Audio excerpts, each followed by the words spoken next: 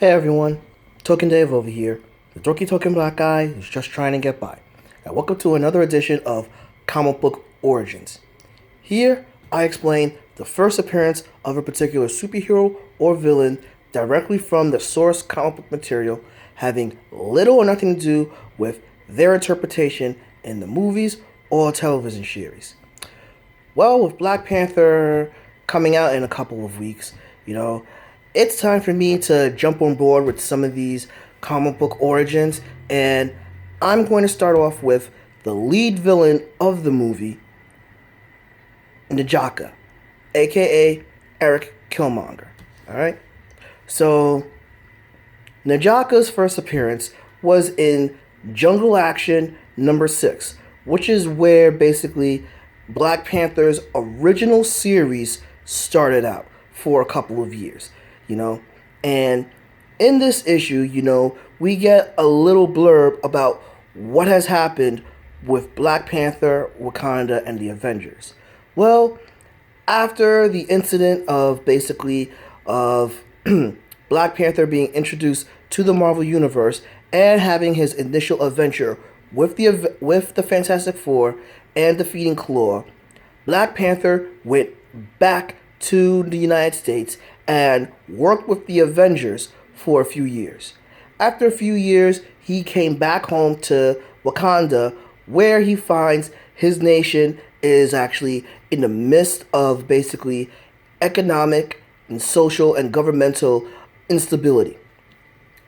Villages are being pillaged, and of course, some of the people of the city are actually feel that T'Challa has forgotten them. Well, in the immediate instance, we see T'Challa in the trees where two people are poking at a prisoner, and T'Challa attacks them, basically defeating them. And these two people we discover are actually henchmen of N'Jaka, but after Black Panther defeats him, he breaks free of the prisoner, who in his dying breath says that basically Killmonger is here and that all the land has lost faith in the royal family, but that particular person did not lose faith in T'Challa, and he knew he would come back, and then that person died. T'Challa actually walked through the village holding that person's body, and then ended up going to the throne room and basically mourning one of his subjects who showed unwavering faith into him. This is where we get introduced to Monica Lynn. Well, not really introduced. She was actually in the Avengers comics a little bit earlier, but I'll go into that a little bit later. But Monica Lynn comes in and basically, to the dislike of the Royal Guard and almost everybody in the palace, the Panther Palace, basically, Monica sees the dead body there and notices that T'Challa is mourning, and she goes to comfort T'Challa.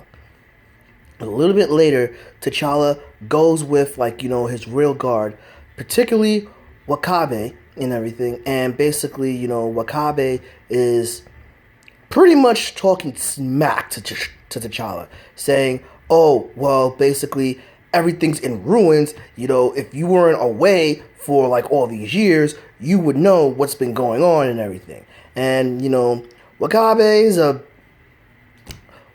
bit of a douchebag and everything. I mean, understandably, he's set in his ways, and, he has a firm belief of, the Panther family and the royal family, but he's a little, he sounds more like, a blind ideologue and everything for the royal family, for T'Challa's family.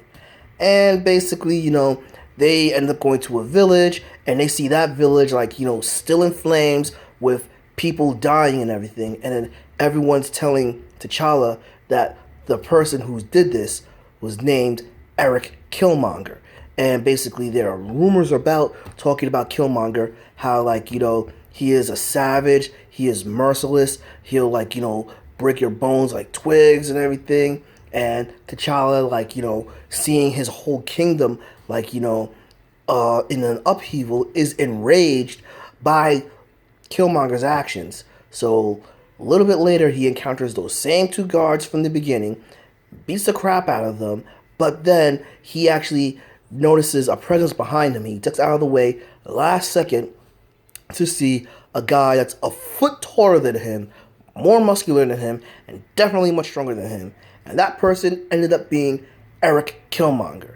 And basically, as they scuffle a little bit, Killmonger says that, wow, you act like you don't recognize me. To which T'Challa uses that as a brief distraction to try to kick Killmonger, but it does nothing to him. Killmonger, disappointed that seeming like that's the best shot Black Panther had, was going to walk away from him and leave Black Panther to his pet named Prey, which is a giant leopard. So T'Challa is fighting off this leopard and actually ends up breaking its jaw and snapping its neck, to Killmonger's rage, and he attacks Black Panther, beats the living fuck out of him, and throws him off a waterfall. And that's basically the first appearance of N'Jaka, aka Erik Killmonger. Now, I can go on a little bit more and talk about the whole story arc about Black Panther versus Erik Killmonger, aka N'Jaka, but I'm leaving that to you guys. Do you want to hear the whole story of how, Black Panther and N'Jaka, aka Killmonger, had their whole epic fight? Leave me a comment in the section below, as well as leave me other comments about which other characters you might want me to do comic book origins of. Like this video, follow me on Facebook at Token Dave, or on Twitter at TokenDave80. Subscribe and ring that bell so you know when a new video loads, and spread this video out, guys. But until then, this has been Token Dave, the dorky token black guy who's just trying to get by, and I'll catch you guys later.